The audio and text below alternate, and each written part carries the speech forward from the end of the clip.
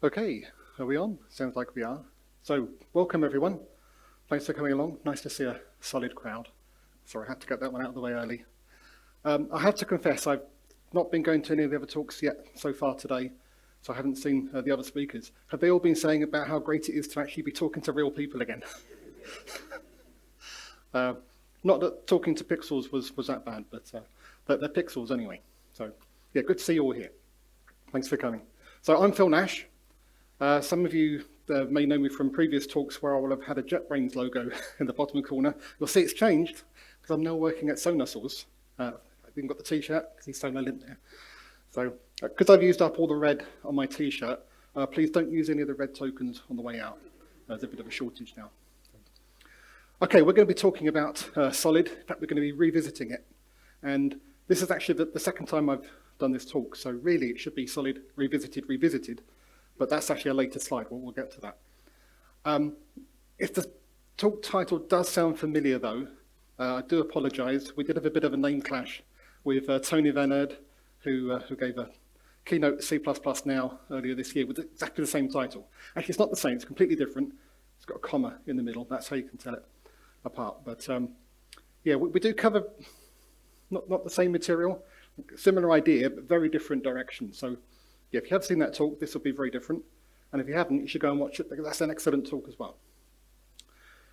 Which does actually go to show, this is an idea whose time has come, revisiting the solid principles. There's quite a few people that have been questioning, are these things that we should be teaching, if not following?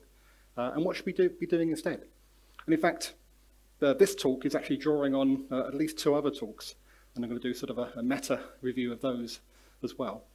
So just goes to show, there's a lot of people thinking about this. And the subtitle, the state of the matter, a bit of a play on words. We'll, again, revisit that a bit later as well, what I mean by that. But let's get off to a solid start. Now, if you were just, say, doing a Google search to try and work out then what the solid principles really are, where should you get started? You might hit this post by Bob Martin, which is a good start because it's really Bob Martin that compiled the solid principles in the first place. With some nuances, we'll get to that. And the title is Getting a Solid Start. Seems like exactly the right place. Now, this is from 2009, so a little bit old now, but it does say, I'm often asked, how should I get started with the solid principles? Great, that's what I want. Given the recent interest and controversy about the issue. So even back in 2009, there's a little bit of controversy. I'm not even sure what that was now. So it's probably time I give a written answer. But then it goes on to say, you can read about the solid principles here, and gives a link. It's a paper I wrote nearly a decade ago. That's where you hit the first problem, because if you follow that link, you come to this site, which is Choose Vacation Rentals.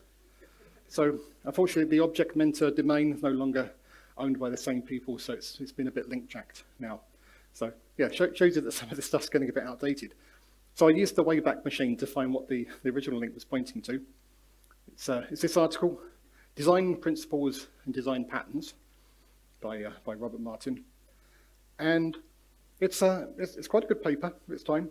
And it does go into a whole set of design principles and then also a whole set of design patterns. Two separate things that will become important later.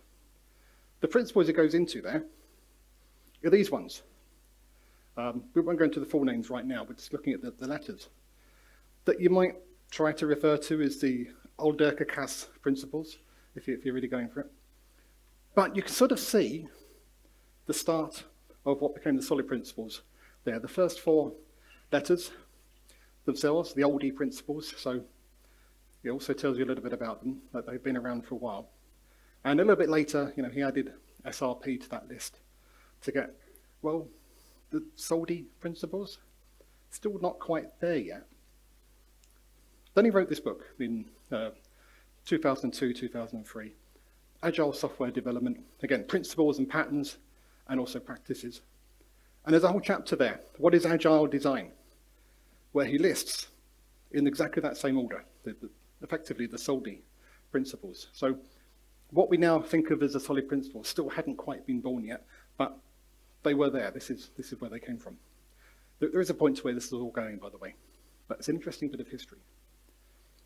So a few years later, 2005, he wrote another article, maybe a little bit harder to read on this screen.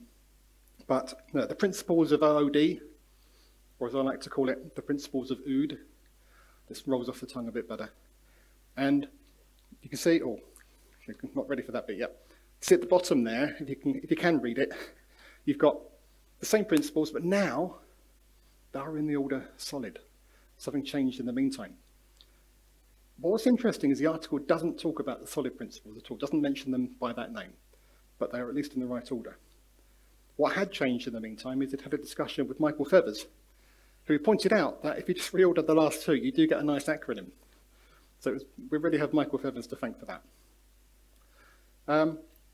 But they weren't actually mentioned in the paper. And in fact, he does also go on to talk about those other principles that were in his original paper.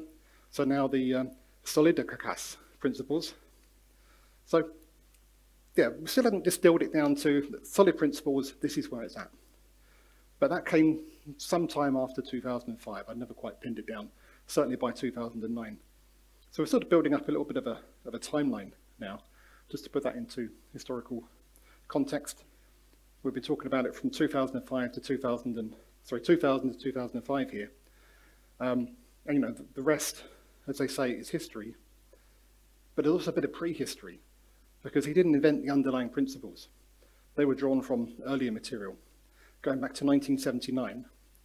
Tom DeMarco wrote Structured Analysis and System Specifications, where, amongst other things, he talks about the concept of cohesion.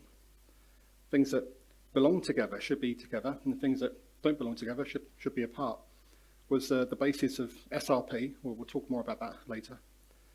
Bertrand Meyer, in 1988, Object-Oriented Software Constructing, introduced the open-close principle. Also in 1988, Barbara Liskov, in Data Abstractions and Hierarchy, introduced her substitution principle, that we now think of as the Liskov substitution principle. And then the last two, well, you can find them in a series of papers between 94 and 96 by Bob Martin in the C++ report. So he sort of gave them the names that we have now, but they were still drawn on earlier material, but I couldn't quite trace back the origins, so we'll give those ones to him. And interestingly, if you put those up in chronological order, bear in mind a little bit of ambiguity about those pairings, you can actually get the solid principles out of that as well. So yeah, although they've only really been around since 2005 or later, they have a long heritage back to 1979. So maybe the oldie principles was actually getting at something. So perhaps some of these are a little bit outdated. We'll look at that later. But interesting bit of history just to put it all into context. So, okay, we've been talking about the solid principles, but what actually are they? In fact, who here has heard of the solid principles?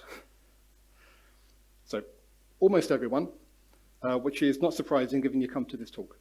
But of those people, who could honestly say they know what each one of the letters stands for? Even less than I'd thought. And of those, who could actually accurately describe the meaning behind each one of those? This is part of the problem. Everyone knows that they're supposed to be important, we just don't really know what they are. So let's have a quick recap. It's not going to be an introduction to the solid principles. That would be at least a whole talk on its own. In fact, Klaus Eagleberger, who's here at the conference, has done such a talk. And I'll give you a load of references at the end, which include a link to that. But let's just recap, at least from a high level, so we know what we're talking about. So SRP. And usually I get the audience to try to suggest these, but I'm not used to being back in a big crowd, so I'll just go for it on my own. SRP, Single Responsibility Principle, probably the most well-known one. That's a good thing. I would say it's the most important one. It's also the one that's hardest to get the meaning from the name, as we'll discuss. But yeah, one of the questions really is, what is a responsibility? There's talk of it being like a reason to change, but then well, what does that mean as well? You keep asking questions, and we will do. We'll come back to that. But yeah, single responsibility. If you're going to stick to one, that should really be it. Just maybe give it a better name. OCP, the open closed principle. Most people have heard of that. Few people really know what it actually means. But we do say, open for extension and closed for modification. But how does that really apply? And how does that really fit in with the agile mindset of embracing change if you're closing for modification? Does that actually fit as an agile principle? It was in the agile book after all. We'll have a look at that. LSP is the Liskov substitution principle, as we mentioned earlier. Big problem there is it's named after a person, which doesn't tell you a lot. But we know it's something to do with substitution. Substitutability, substitutable types. Okay, that's good. But again, a lot of people talk about this without really knowing what it meant and what most people take it to mean now. So we'll have a look at that as well. The interface segregation principle is next. All I say about that for the moment is you can think of it as just a single responsibility principle, but applied at the interface level to a first approximation. And then the dependency inversion principle. We'll dig into that quite a bit, but I think the biggest problem is that I keep calling it the dependency injection principle, and I know I'm not the only one. So we'll touch on all of those again. As I say, we're not going to go deep on each one. We're just going to discuss problems around them. So to set the scene, I want to bring up the first of the talks that I'm going to do like a meta review of. So the first one that really got me thinking about this stuff. So back in 2016, at another NDC conference in London, NDC London, Kevlin Henney gave this talk, Solid Deconstruction. As you can tell from the title, he deconstructed the solid principle. You could say tore them down. It wasn't quite that bad, but he certainly did pull them apart and then examine some of the problems that he had with them. We'll look at some of those in a minute. There's another talk I want to introduce. It was actually a lightning talk by Dan North with the maybe slightly over the top title of Why Every Single Element in Solid is Wrong. But it certainly gets you thinking. It was a lightning talk, and I couldn't find a recording of this online, just the slides. So I may have missed some of the nuance, but I have talked to Dan about it since. I think I've captured it okay. So interestingly, both of these presenters have also proposed their own acronyms for collections of principles that, well, in Kevlin's case, maybe a little bit tongue-in-cheek, because he was obviously trying to have a play on solid, so he came up with the fluid principles.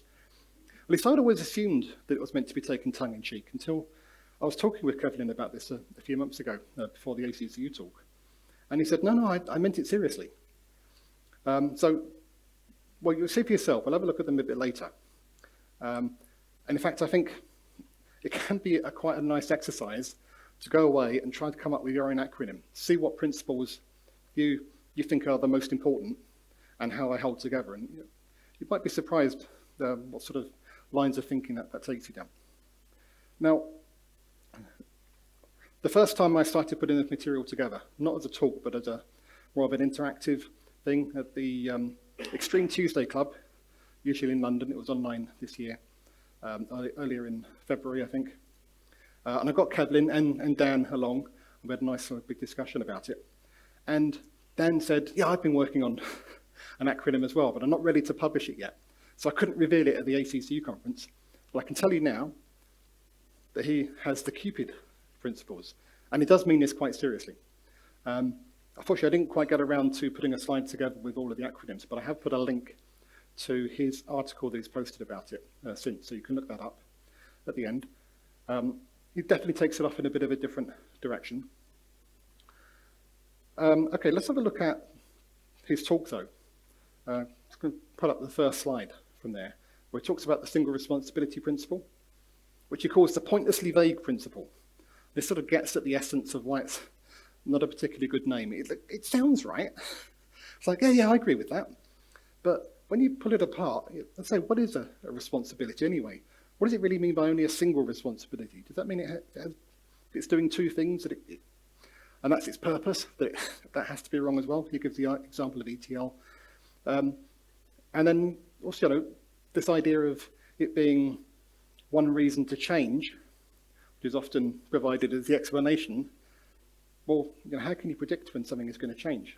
How do you know what things only have one reason to change? So it raises a lot more questions than it answers, at least on the surface. So he has an alternate version of this, which is write simple code, which I think is also a little bit vague, but he is onto something here. And he actually fleshes out a little bit. Simple code is easy to reason about, can easily do several related things, and perhaps most importantly, refactor until it fits in your head. This is one of Dan's favourite phrases. He uses it a lot. It's a really great sort of pragmatic way of thinking about simplicity. If it can fit in your head, then it's probably simple enough. And if it can't, then you've got to do something about it because you won't be able to reason about it. This idea of reasonability is all tied up with it. I don't think it goes quite far enough, but I think this is actually a really strong idea. And in fact, it turns out to be his answer to all of them. Write simple code is his central principle, at least until he came up with the Cupid principles.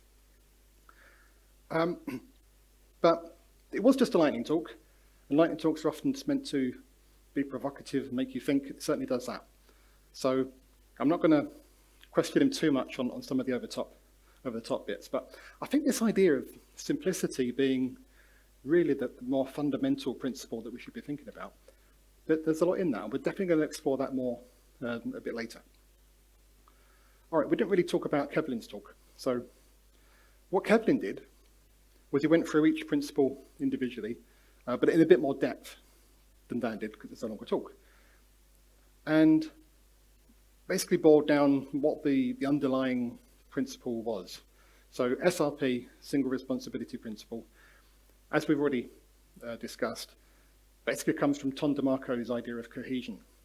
And cohesion is when, as we said, things that belong together go together, but if they don't belong together, they shouldn't be together. But the flip side to that, the term that Kevlin introduces here is adhesion, where you just stick things that don't belong together. And that's what a lot of code looks like. It's adhesive, it's sticky code. And you can think of just putting your fingers in and pulling out bits of unrelated code. It's quite a good visual. So this idea of cohesion, well, it still needs a little bit of explaining, but it gets much more to the heart of what we're really trying to do when we talk about separating the single responsibility or separating concerns is the other way it's often described. So, yeah, Kevlin agrees that this is probably the most important principle once you understand what it's really about, once you tease out the cohesion. And then he talks about the open-close principle. Well, actually, before he gets to this bit, he does talk about the historical context. It came out in the 80s. I mean, it was in the 1988 book, so it was really based on thinking from before that. Things were a lot more expensive then. Like, it's more expensive to change code, particularly since we didn't really have much in the way of mainstream version control. I did actually look it up. I think RCS came out in 1982, so it was around, but I didn't hear about it until the 90s. I don't know about anybody else. So, yeah, changing code was actually a very expensive thing, and you had to be very careful. So you can see why the open-close principle was very much about, don't change what you don't have to. Think of ways that you can add to it to add your change. And that was a useful idea then. So in that sense, it's definitely a bit outdated. But there's a part of it that is still relevant, and that's the bit that's captured here. First of all, the idea of using polymorphism, not so much in the sort of the way of reuse that we were thinking about in the 80s and 90s, but still valuable. But particularly this part, don't publish prematurely. Because if you've got objects in your own code base, or your team's code base, but you control every usage of it, then you should feel free to change that as much as you like. The agile embrace change mantra really applies there. That's not a problem. But as soon as you publish that outside to somewhere you don't control, it could be another team, it could be the rest of the world, something in between, then it's so much harder and so much more expensive to make a change. That's when extending rather than changing is usually the better strategy, some sort of versioning strategy, and that adds a lot of extra complexity. So the more you can push that off, the more you can stay in that change everything world, the better.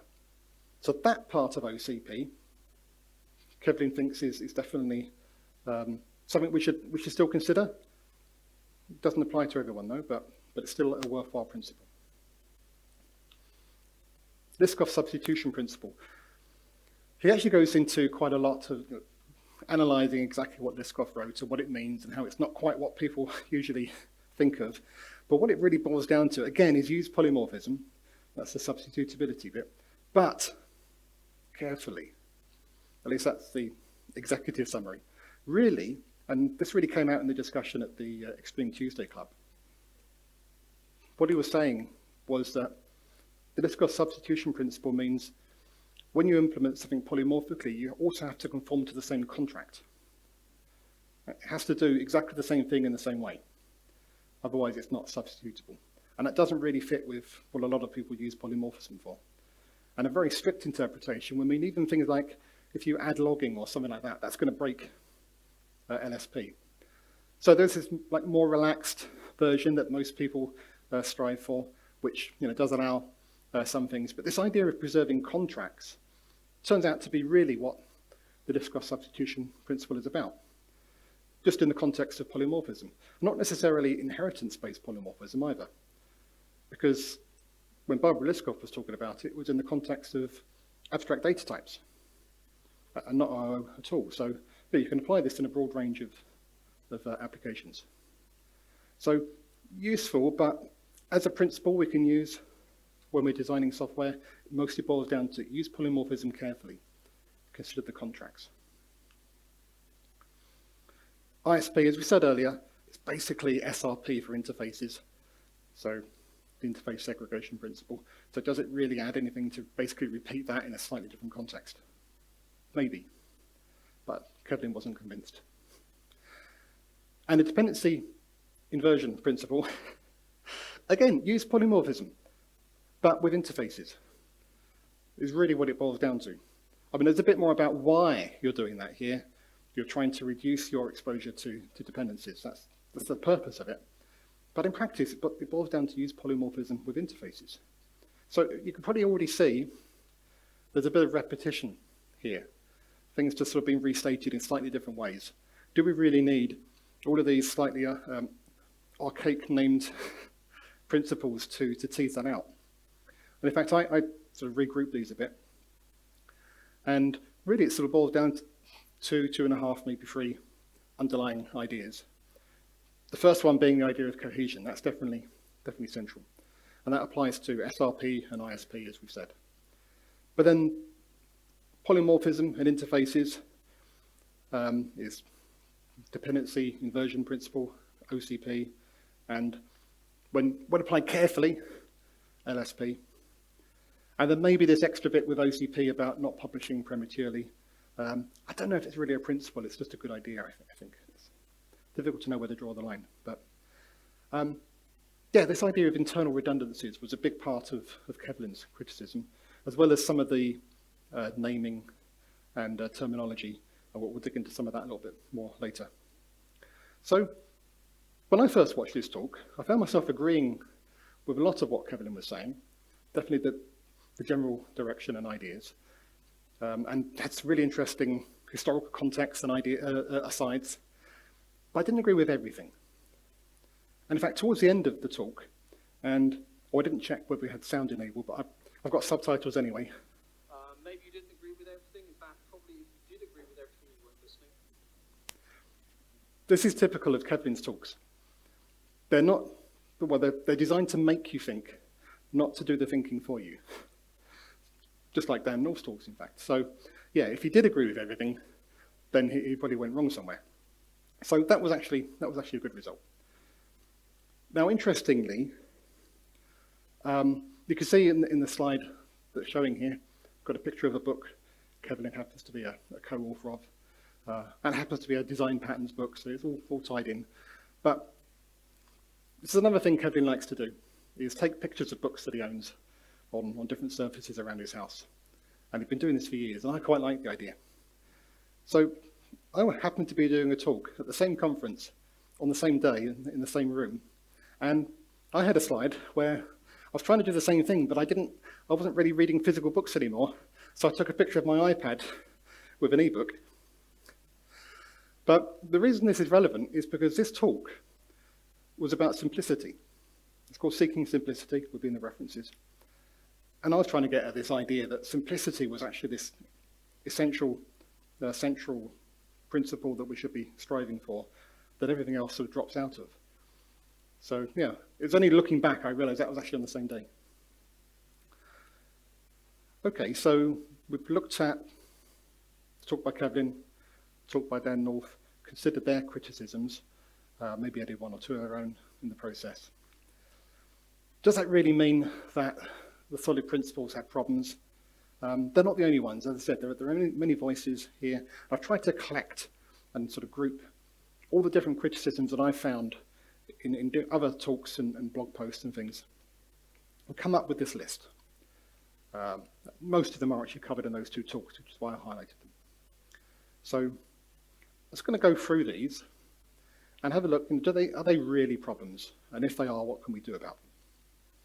So the first one is, and this is one of Kevin's claims, they're not actually principles. And this is Kevin picking at the words again, and he likes to do that. He's always entertaining when he does. And he actually quoted from the Oxford English Dictionary.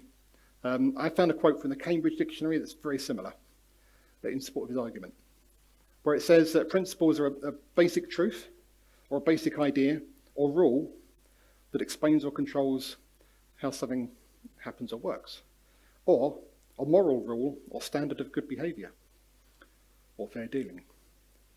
And Kevin's argument was, well, the solid principles are none of these. They're not absolute truths, they're not rules, and they have nothing to do with morality. So are they actually principles?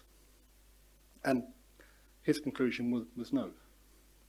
But the reason I quoted from the Cambridge Dictionary here is because there's another definition there, although it's actually to do with being something in principle, where if you agree with or believe something in principle, you agree with the idea in general, although you might not support it in reality or in every situation.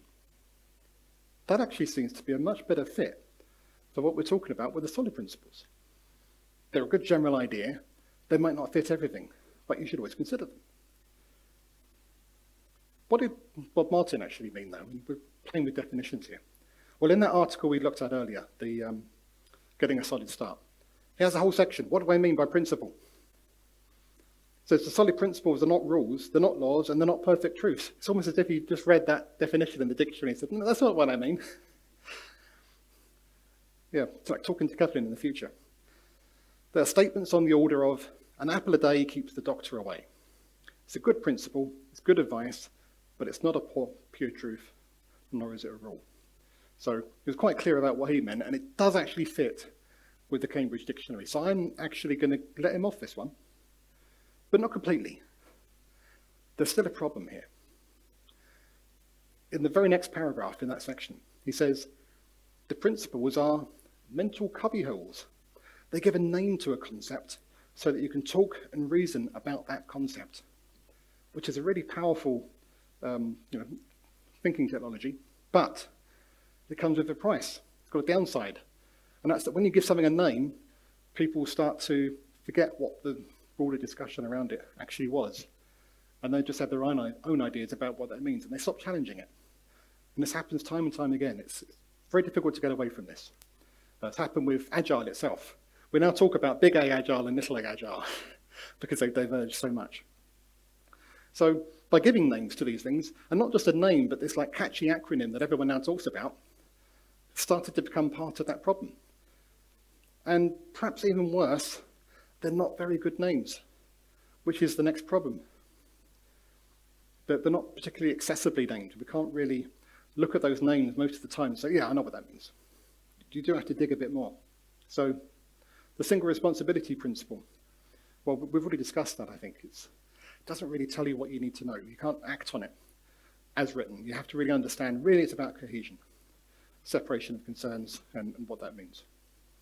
So, yeah, maybe one of those other terms would have been better. It was based on cohesion in the first place anyway. Could have stuck with that.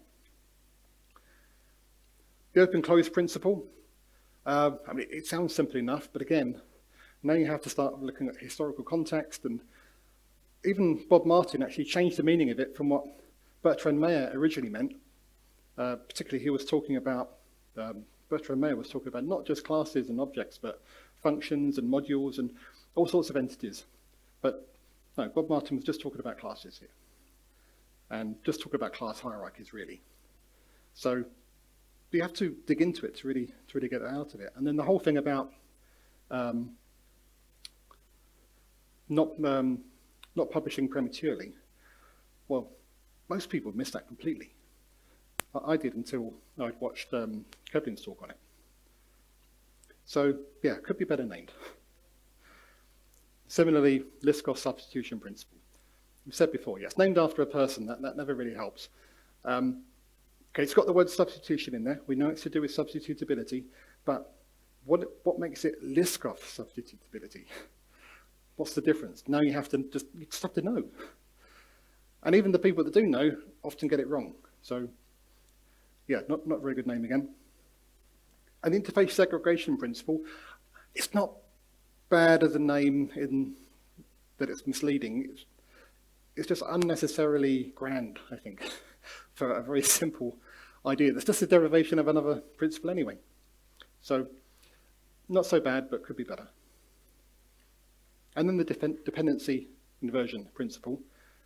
Quite apart from the fact that it's very easy to say the dependency injection principle, it's another one that almost obfuscates what it actually means. You could just say program to an interface, and it will tell you what you need to know. Okay, it doesn't quite get at the why. But dependency inversion is even further away. There's an even bigger problem with it. Anyone know what these are?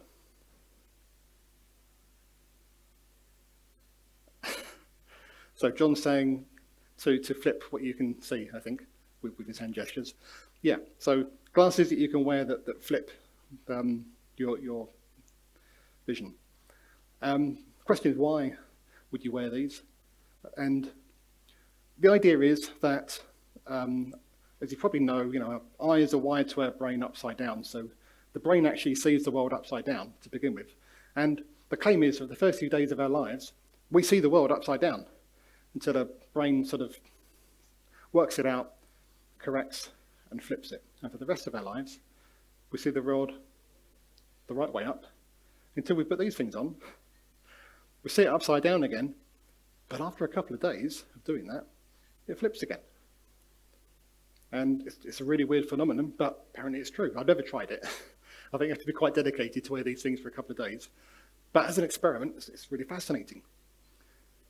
The problem is that as that bears out, what inversion actually means it's in a context. Inverted compared to what?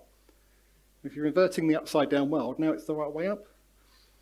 With dependency inversion, if you're inverting what you have a dependency on, the idea was that we all depended on concrete implementations, was the theory, and we should invert that and depend on the abstract implementation instead. I mean, there's a little bit more to it, but it's changing what we were doing to this new thing, inverting it.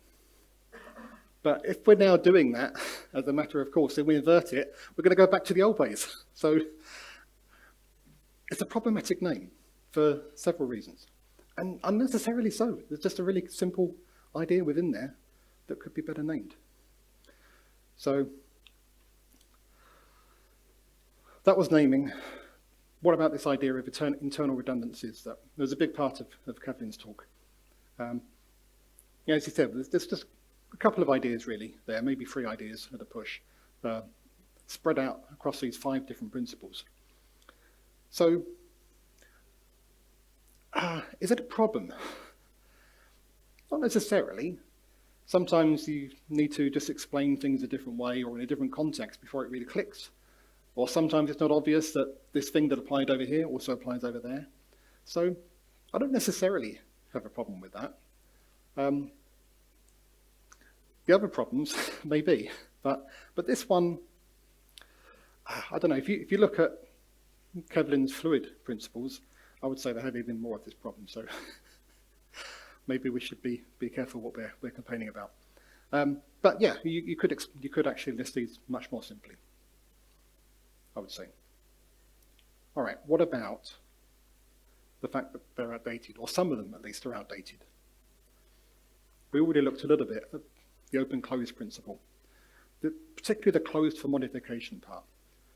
It's open for extension and closed for modification. And as we said, in the historical context of the 80s, so that doesn't really apply anymore. And in fact, since then, we've had the Agile revolution where we're all about embracing change. So I agree, this part is outdated. But that's not the only interpretation of it. So maybe it doesn't belong in there as a dedicated principle because the main part's outdated and maybe even misleading. But the part about, premature publishing, as a little warning, as an aside, that's fine. So, yeah, I mostly agree with him on this one. The dependency inversion principle, well, as we just said, it's a reaction to a situation that was around at the time. Doesn't really apply anymore. At least don't word it that way. Describe it in a clearer, less ambiguous way. So I think the naming is outdated, but maybe not the principle. Although there is another way that you could say that the dependency inversion principle is outdated, and that's that we don't always depend on interfaces now. Well, I imagine a lot of people here are C++ developers. This whole idea of everything being an interface is not a big thing in C++. We use interfaces or abstract-based classes, but not so much as, say, in the Java or C# world. And I think even they are changing. There's this big push towards value-oriented programming. So maybe this is becoming a little more dated anyway. The underlying idea is about dependency management. That's still very valuable. But we don't necessarily do it through interfaces as much anymore.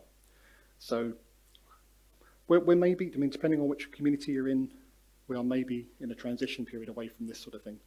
Or maybe we're already there. So yeah, there's some truth in that as well.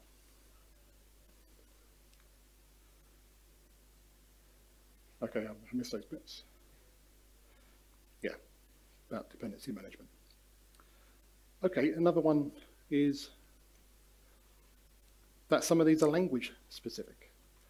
And most of them were formulated in the context of C++, ironically, even though they're mostly applied in Java and C#, particularly. Risk of substitution principle. We think of it as being about inheritance hierarchies. Does it apply to dynamic languages? Well, now that we know what it's really about, substitutability and preserving contracts, we can say, well, it definitely applies.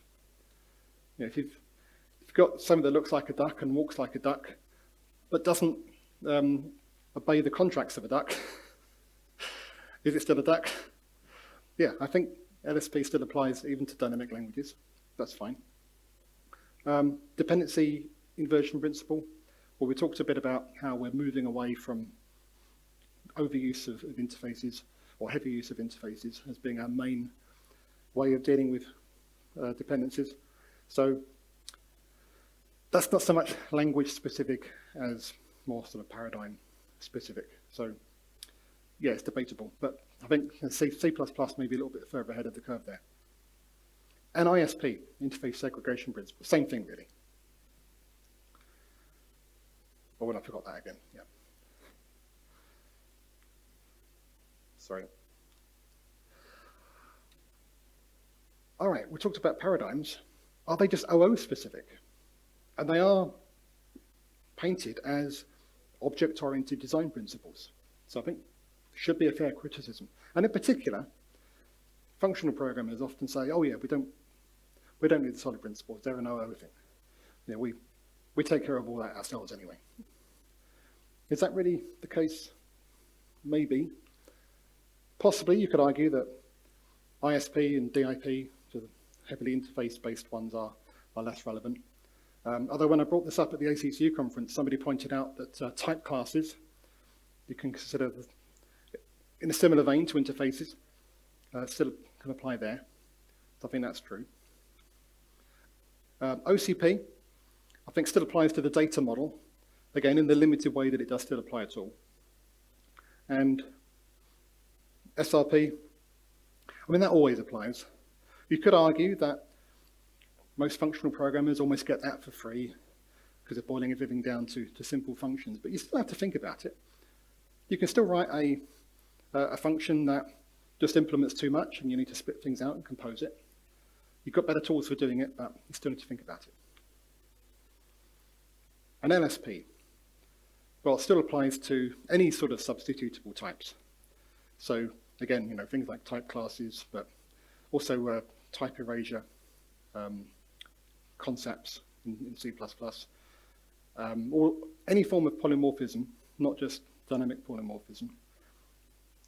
This applies to. As we said, it actually was formulated in the context of abstract data types, not even OO in the first place.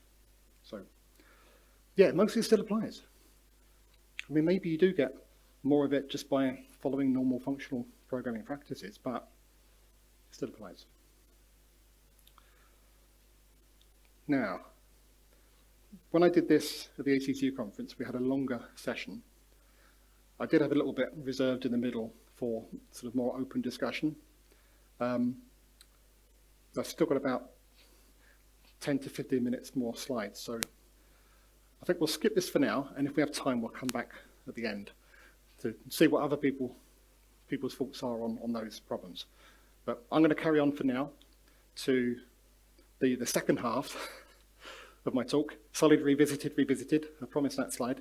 Maybe it should now be Revisited, Revisited, Revisited. But this is focusing more on that subtitle, the state of the matter. I said it was a play on words. This is the play. So we talked about the fluid principles, Kevlin's alternate set of principles, another play on words. I also found the liquid principles in a blog post. So one thing you can say about both of these is they're not dry. Don't repeat yourself. We didn't actually look at what the fluid principles were. Let's do that now. So the F in fluid is functional. So what we just said a moment ago, that if you're following functional programming practices, you tend to be getting a lot of the benefits of the solid principles anyway. So yeah, I tend to agree with that anyway, for other reasons as well. Then L for loose, as in loose coupling. This is sort of the single responsibility principle, or part of it. So yeah, that was always going to be the most important principle. So you've got that in there, that's good. Then we get unit testable. And you sometimes hear people say, particularly if they're doing TDD, that by driving my code from tests, I actually end up with something that's more testable, which sounds like a circular argument. But what they really mean is that code that is more testable tends to have all of those desirable design principles baked in, which is why the solid principles are associated with testing in the first place very often. They sort of go hand in hand, particularly that loose coupling side of it. So yeah, by looking at it from that way round, how do I make my code more unit testable? You often get a lot of these principles sort of dropping out of that.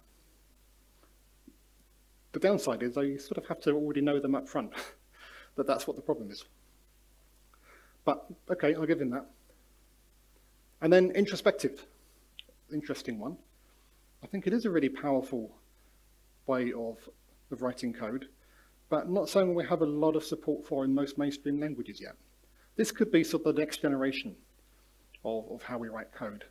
And some languages do already have better support for particularly compile time, reflection, and that sort of thing. But I'm not sure we're quite there yet, so I don't know if I'll give him that one. The last one, he was definitely reaching for that final letter, and I'm not sure that idempotent is really a good design principle. It has its uses in some places, but yeah, I think that one, he just needed to complete the acronym. So I still think that this was mostly meant tongue-in-cheek, even if there's some serious stuff behind it. As I said, it's quite useful to just pick some letters in an acronym and see what design principles you can come up with. and how important they are to you. You might discover something. Have a quick look at the liquid principles. These are definitely meant to be a joke, or you can consider them an anti-pattern. So we want large files, long classes and methods, interdependencies. All the codes are quagmire, undocumented, illegible, and of course duplicate code. So yeah, as I said, definitely not dry. We laugh, but actually how much code do we work with actually follows all of these principles. So it's good to know what we're running away from. So this is obviously a play on like states of matter, hence my subtitle. Although technically fluid's not actually a state, because liquids and gases are fluids. What about the gas principles? I haven't seen anyone actually propose them, but I do think maybe like an overuse of getters and setters would do it. Maybe you can come up with something better. But of course, we've also got plasma. That's a promising one. Nice sort of rich set of letters there. In fact, we'll come back to that. But you can go further. There's loads of exotic states of matter, and I looked them all up on Wikipedia. I didn't get very far coming up with the Bose-Einstein condensate principles, but maybe you'll do better than me. But let's go back to plasma. This is my attempt at coming up with a set of principles that conforms to letters that are already there. So, yeah, it's not necessarily an absolute list, but I think it's quite good. So we start with persistence. And what I mean by that is not like writing to a file or database or just like keep going when things get tough, but like persistent data structures. And if you're not familiar with persistent data structures, think of something like a simple binary tree, for example.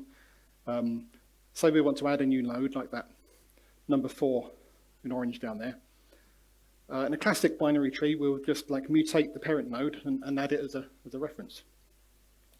But if instead you just copy all of the nodes up to the root from there and have each of those refer back to the original tree, then now you've got 2 trees that have shared common state. So the original tree persists, where the name comes from, but you have a whole new tree as well that looks like a complete tree. So this is a really useful way of doing immutable data structures while having all of the conveniences of data structures that we know. And you can do this with lots of different types of data structures. So if you really want to push immutability as far as you can go, you're going to need to use persistent data structures. So it's a really useful thing to know about.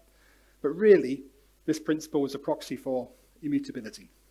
Strive for immutability where you can. And obviously there's going to be places you do need immutability, but only use it there. Not just by default, as most languages that we use offer you, is the key. Local reasoning was my next one. And this is another one that's very much comes from the functional programming world, but it's not limited to it. And it's also tied in with immutability again, but think of an example like this. So this is some perhaps C++ code or even C code. You've got an enum for color. If you don't understand the spelling, that's what it says. And to initialize it, we actually need to call some function to work out some condition, whether it's going to be yellow or white in this case. It seems simple enough on the surface, sort of code you'll see all over the place and not think anything of. It's got quite a few problems considering that.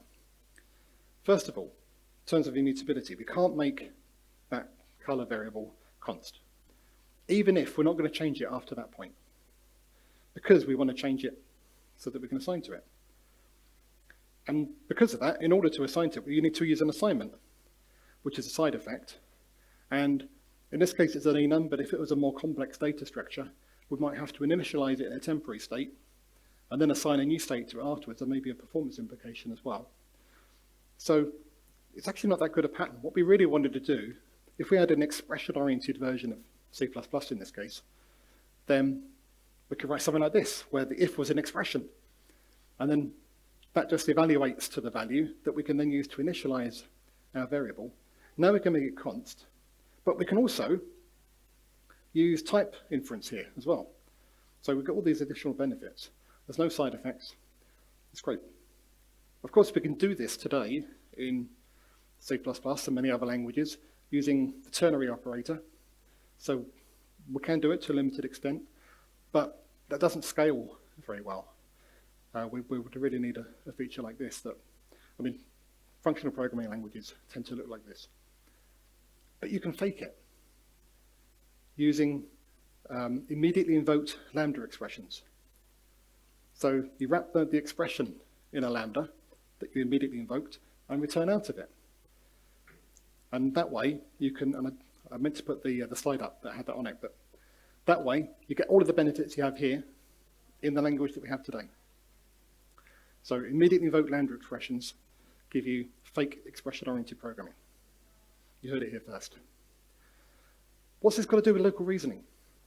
Well, the reason I brought this up is because in the mutable version, to reason about the value of that variable, you need to look at every line of code that it goes through, because it can change at any point. And until you've looked at the line of code, you don't know if it hasn't changed. That could potentially be the whole program.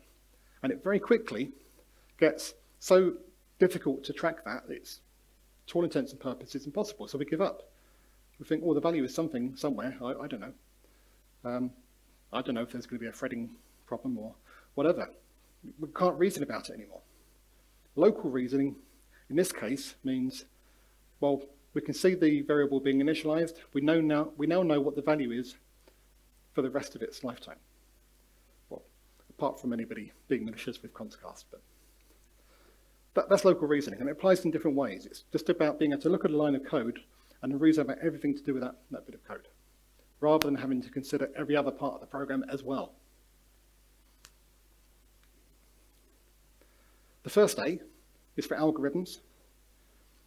And if you haven't seen Sean Parent's C++ seasonings talk, where he talks about no raw loops, then you should do.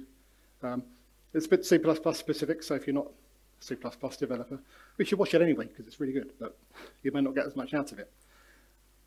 But the point is, rather than writing raw loops, use an algorithm that more clearly expresses the intention of what you're going to do. It saves you from all the complexity of the loop. And loops have this ability to look really simple until you realize all the things you missed. That's why algorithms that have already been written and tested by experts are almost always the best approach. So learn your algorithms. And if you are into C++, after watching this, go and watch Connor Hoekstra's algorithm intuition talks, where he takes it to the next level. So use algorithms. Now we get to simplicity. So I said that I agreed that this was probably really the underlying central concept. And I did that whole talk on it, seeking simplicity. But that talk was actually based on a talk by, well, not based on, but drew a lot of ideas from a talk by Rich Hickey called Simple Made Easy. You should watch that one too. That's really good. And one of the things I stole from him was these illustrations to illustrate what the etymology of simple and complex is from the original Latin. A simplex is something with only one fold or braid, whereas a complex is something with many folds or braids. So really it's just to do with the way things cross over or interweave with each other, which makes sense if you think about it. Now if you look at the illustration on the left, the simple one, if you took one of those strands, say from the bottom, and needed to follow it to the top, absolutely trivial, no problem at all. But try to do the same with the one on the right. I mean, obviously you can do it if you're looking closely enough, but you'll have to carefully follow it around to see where it ends up. And that's just with 4 strands. This gets to this cognitive limit that we have. You may have heard the magic number 7 plus or minus 2, like the limits of how many things we can hold in our brain at once. It's related to that. There's only a small number of things that we can hold in our brains or focus on at once. And once we blow that limit, well, the best we can do is resort to things like chunking, which in programming we call abstraction. So things that cross over are the things that add complexity. And in our code, that implies things like, as we already said, mutability. If something is mutable, then you have to consider every line of code it interacts with, so everything's crossing over. Threading is the obvious one. Globals and singletons. In fact, any sort of dependency. You can probably think of more as well. I don't have a list in front of me, but these are all the things that tend to raise the complexity. And if they're in your code unnecessarily, you're allowing unnecessary complexity in your code. So reducing that really answers all of those other problems. You're going to reduce coupling because that's complexity, unnecessarily so. If you're dealing with threading, make sure you're using approaches that make that safer, and so on. Don't use singletons or globals. Everything drops out of that. And I think this really, it sounds obvious, but it's something if you can keep centrally in your mind that these are the problems that really help you to write code that just, as Dan North said, fits in your head. So I really do think that simplicity is the key to all of this.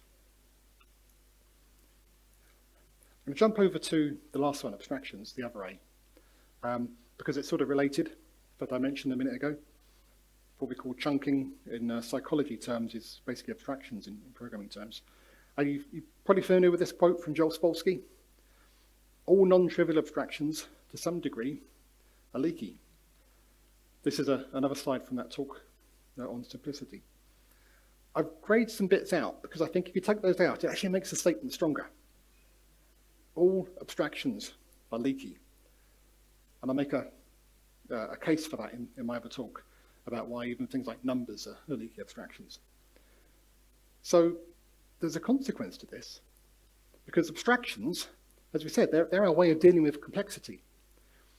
But they're a double-edged sword, because if they're leaky, and all abstractions are leaky, then the thing you're abstracting with gets intermingled with the thing you're abstracting. You've actually increased the complexity by trying to manage it. So that can be problematic. And, well, as George Box says, all models are wrong, but some are useful. So, yeah, all abstractions increase the complexity, but some are useful. How do we navigate that?